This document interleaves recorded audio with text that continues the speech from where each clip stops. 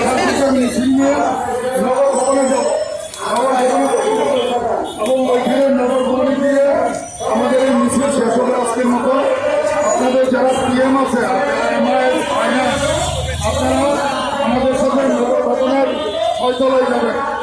এখানে আমাদের সিদ্ধান্ত হবে এবং এই পরবর্তীগুলো আমরা কীভাবে করবো এইটা দিক নির্দেশনা আমরা। দর্শক, আমরা দেখতে পাচ্ছি আরবান স্বাস্থ্যকর্মীদের ন্যায্য অধিকার মানতে হবে।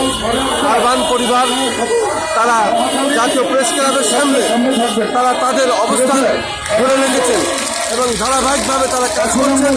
আমরা দেখতে পাচ্ছি তারা তাদের অবস্থানে একচুলও অনার হচ্ছেন না। তারা মাননীয় প্রধানমন্ত্রীর দৃষ্টি আকর্ষণ করছেন।